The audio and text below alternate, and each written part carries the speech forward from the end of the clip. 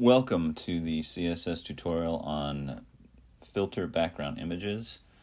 I've had a couple other examples of this in some other tutorials, a couple different ways to do it. Some are better than others. This is probably the best way, is utilizing CSS. As you can see, this is my mobile website, and it does not show my logo at all, and it does when it's a desktop.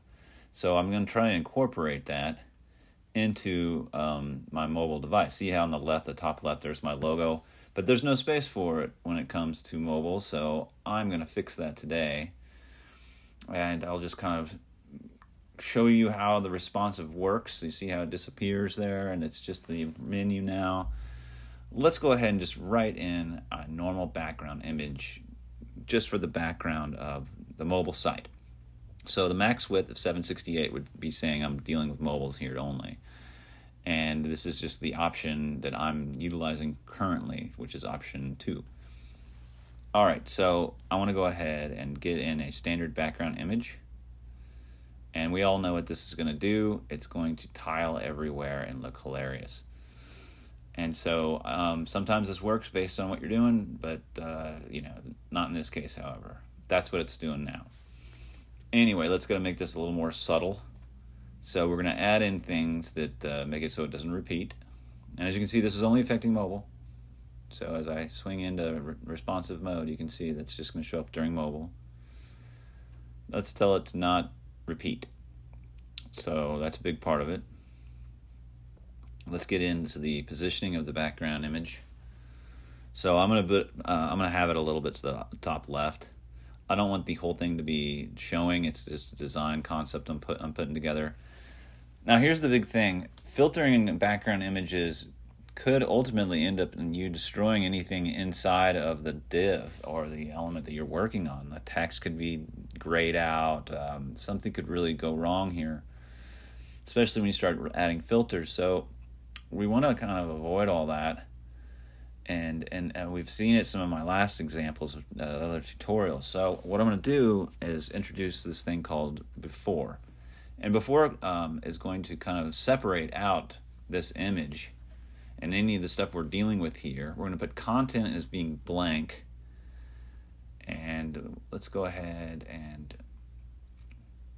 we need to go ahead and position this item so that it's going to stay where we told it to do. And we need to go ahead and get it placed correctly and tell it where and how big and how high we want it to be. But the position in particular is also very important. So let's get all these in together and we'll go ahead and take a look at how it looks now.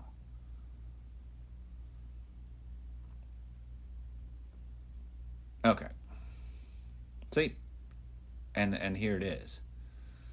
And like I said, it's very subtle. I just wanted to have a little hint of what we're doing here. It's not, there we go, we need to fix the opacity. And here we are. And so now you can kind of incorporate my logo into this, and it's not like in your face, but I needed it for the mobile. And as you can see, this is what it looks like just for mobile. One thing about it is, it also, I don't really need it to show up on the landing page in mobile. Like that doesn't really look that great. So I'm going to type something up here like see the mobile and the landing page only shows up one time, and when they show up initially. So I'm going to add a class called entered. And so if they click anything on the landing page, I'm going to have it basically add entered as the class on the body tag. And here I'll be checking, is there a class called entered on the body tag? And if it says no, that's telling me no, there's not one. All right, go ahead and add one, is what I'm telling it. And so in which case, the first button I click in navigation will ultimately add to the entered, and then from there, that image will show. Not until then will it show, though. So we can test it here. So let's go ahead and get it refreshed.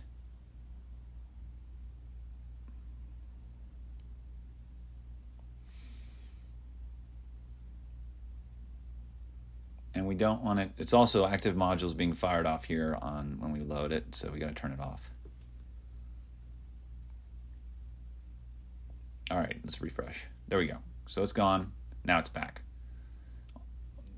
There we go. Refresh. There it goes. Now we also want to add this to all the themes in the site. I have 4 of them. As you can see, that's only showing up for one that I'm working on. So all I'm going to do is add this to the other options in my body design tag, and it's an attribute tag. So before is helpful. After and before, after is another one, and it actually kind of works as a Z layer. So if you want it on top of something, then after would be it. This is before, so it'd be kind of behind items. So that's good to know. And there you go. This is what it looks like now. Not too distracting, but it is my logo. Thanks for watching.